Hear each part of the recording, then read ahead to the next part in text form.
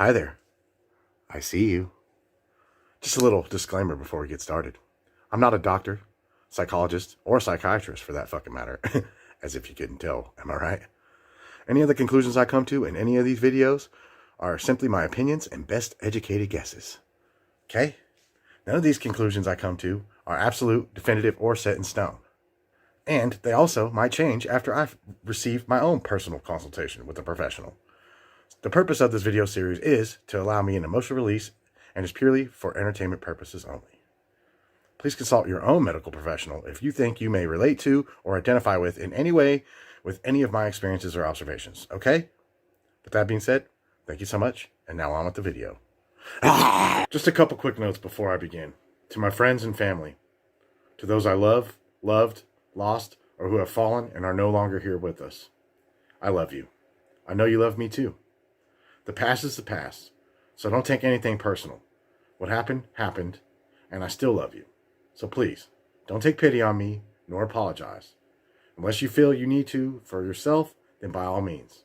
These videos are just retrospectives for me to figure out myself.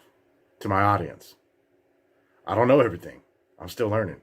If I am to make a mistake, whether through misspeaking, misinterpreting, or misunderstanding something, I would appreciate your help in clarifying those mistakes. So please be kind and let me know.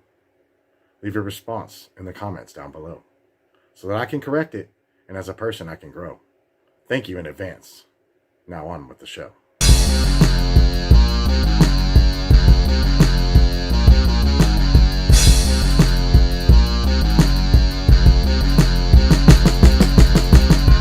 What's going on, everybody? It's your boy here, Merkzilla, back with a brand new video.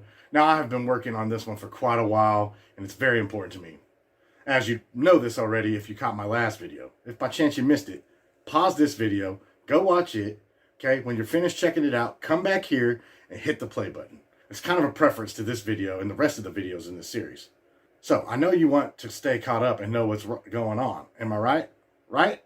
So, after doing a lot of self-reflecting over the past half year or so, give or take a few months, this is what I came up with. Now, as I mentioned in the disclaimer before the video, any observations I make in this video or any subsequent video are simply that, observations.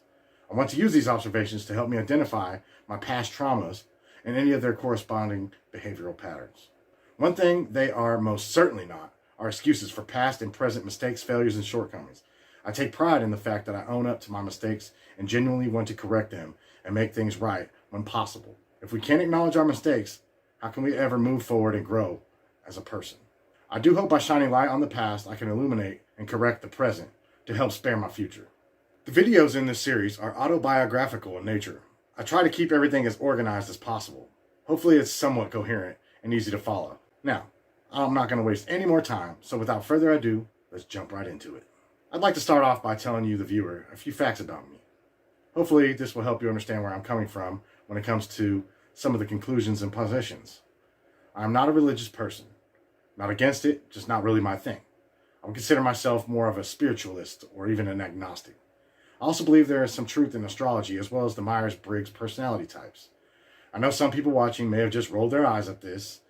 I feel, though not 100% accurate, both systems can tell us a lot about ourselves. Admittedly, I know much more about astrology compared to the Myers-Briggs.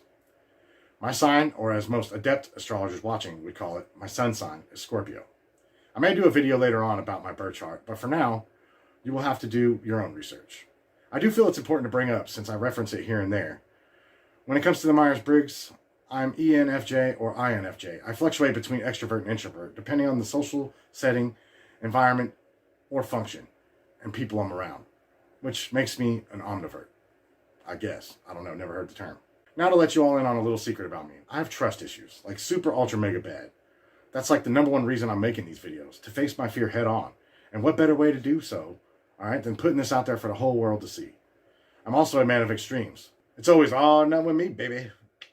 My friends, family, and former lovers can attest to this.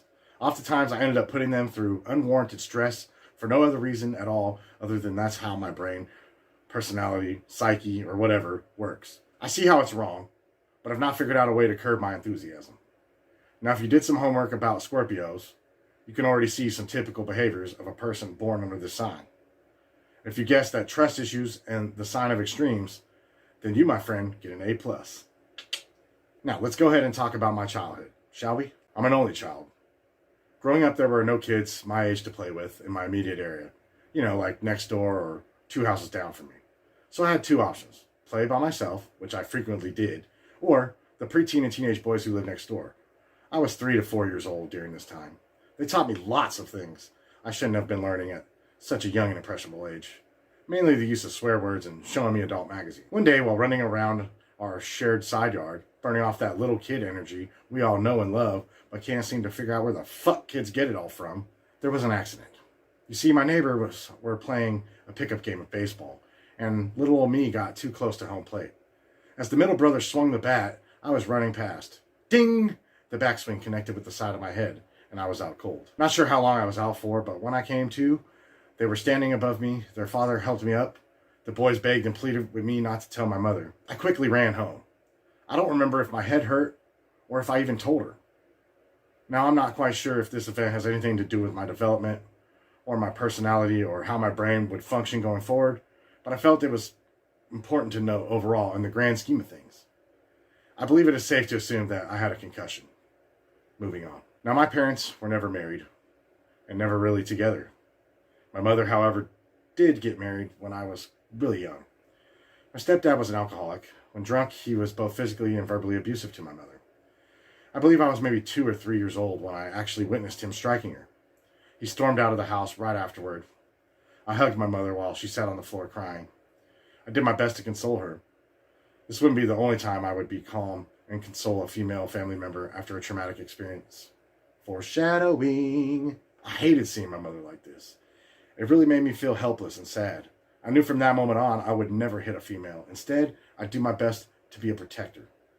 Or a Captain Save-A-Ho if you want to be a dick about it. Ironically, that man actually taught me how to fight, using his hand-to-hand combat skills he learned while in the army. Now, I thought this would be a great place to talk about my father. However, I think he needs his own video. There's just way too much to unpack and put in here. I would discuss more there, so stay tuned for that one, folks. It's going to be an emotional roller coaster for me, to say the least. Over the years, she had a handful of romantic partners, with substantial gaps between each of those relationships. The majority of those were mainly in my teenage years and young adulthood. So there were long stints of time when it was just the 2 of us in the household. On a side note, my own personal life would mirror hers in regards to having a low number of romantic partners, as well as having long gaps between them. Not sure if there's anything there, but I felt it was important to know. Also, I plan on making a video strictly about my love life and sexual encounters. This time period took place chronologically after the divorce from her husband, which would have put me around the age of 7 or 8, I think. She worked her ass off to provide for me. Needless to say, there was one glaring side effect with her working so much. I was left alone till she got home from work most of the time. This wasn't as bad during the school year, as it was only for like 3 to 4 hours at most. The summertime tended to be an all-day thing, though. I did, however, get to spend some time every summer, winter, and spring break with my grandparents. Trust me when I say it was always such a wonderful time. There were also times post-marriage when she was able to afford a sitter to stay with me. Usually one of her friends would help out. Shouts out to Susie and RIP to Tall Skinny Steve. Both of them were very loving and caring individuals.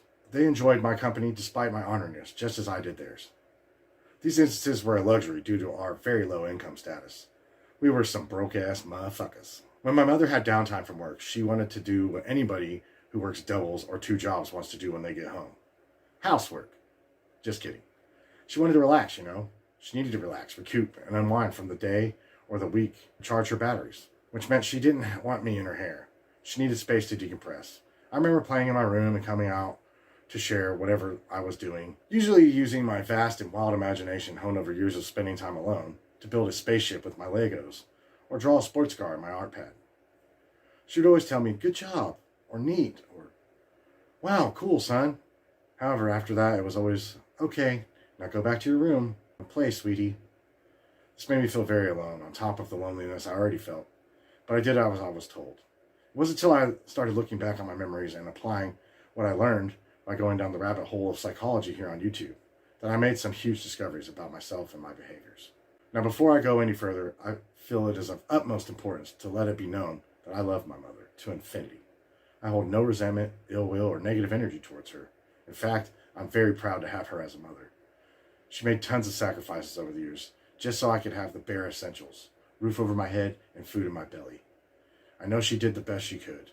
Being a single mother made things hard, and she did everything in her power to provide for me.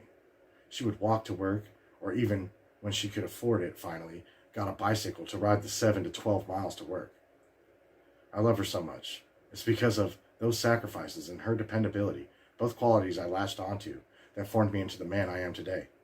I feel like seeing her do that day in and day out sort of made me want to always be independent and ease my burden on her, which is kind of a double-edged sword. You see, I developed the habit of never asking for help or accepting help ever.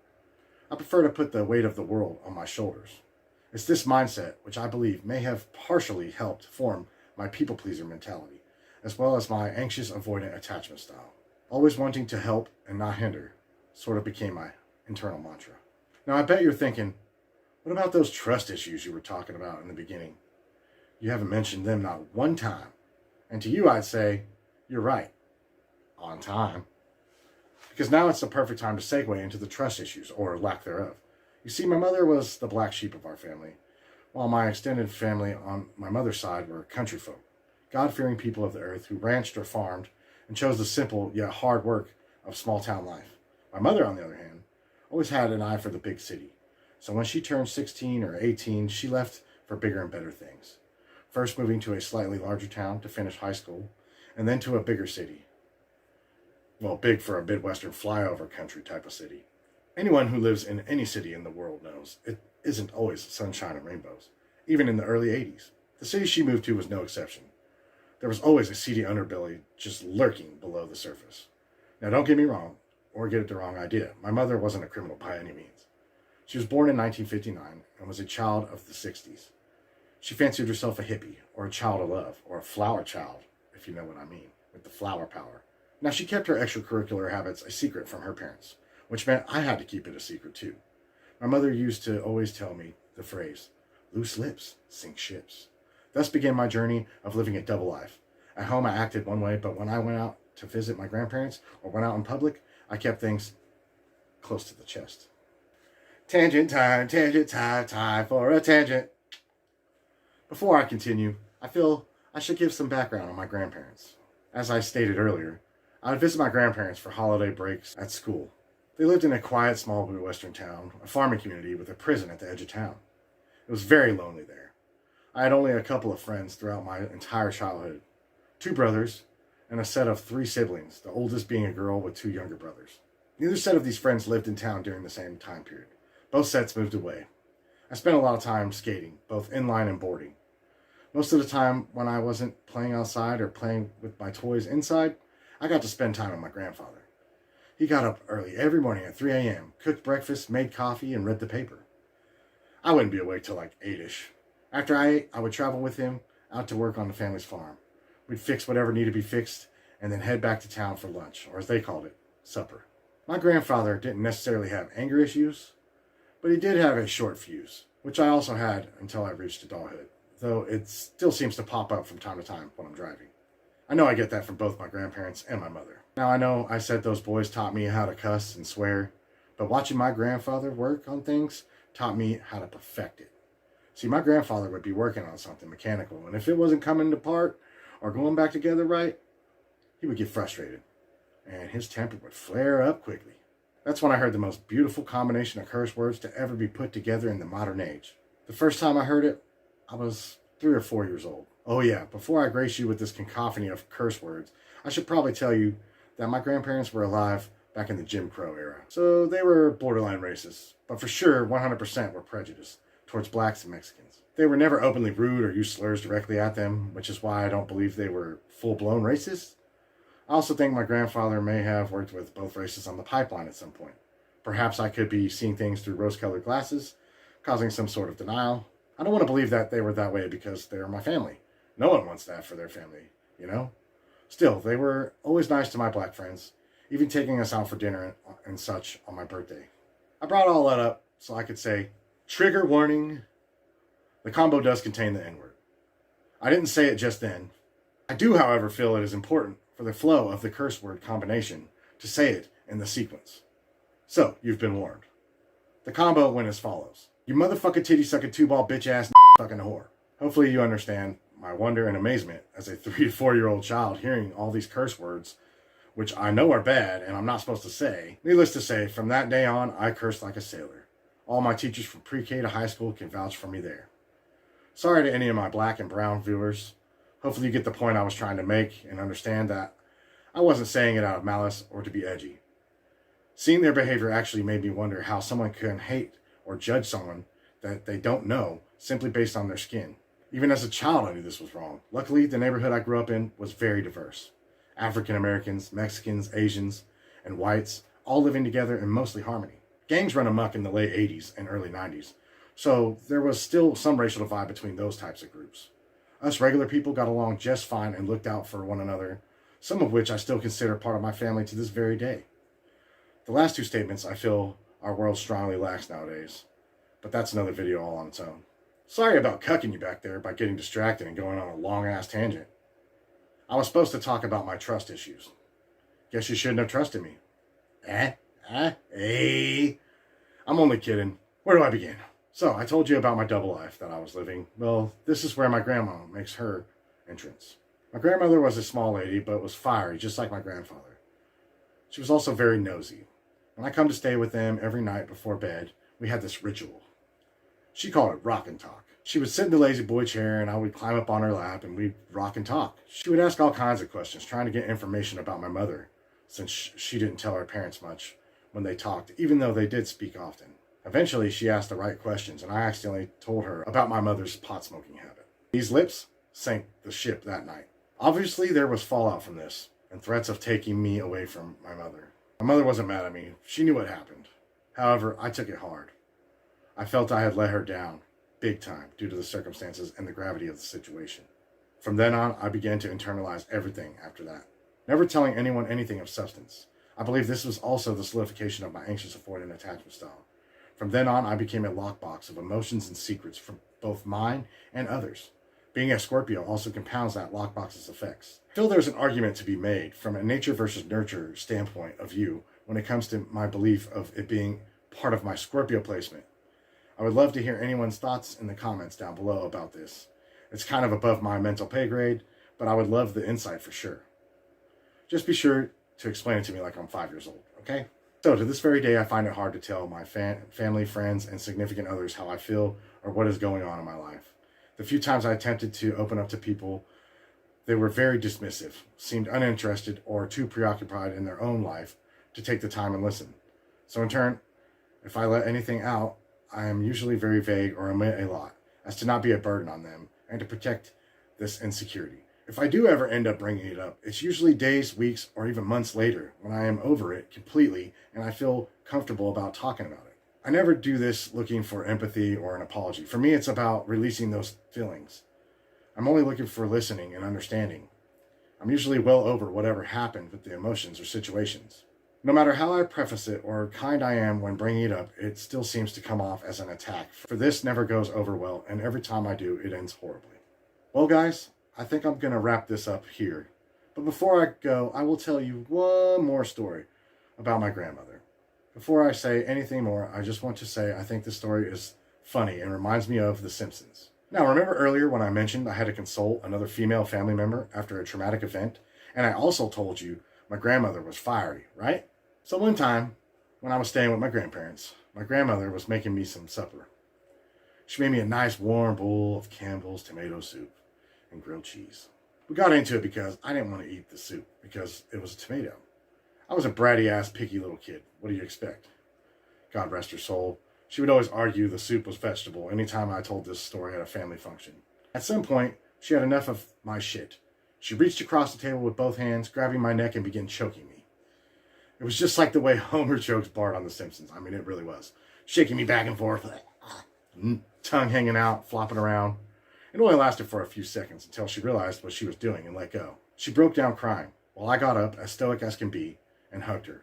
She hugged me back and frantically apologized. I told her everything was going to be okay, and I knew she didn't mean it. Well, that's it for this episode, folks.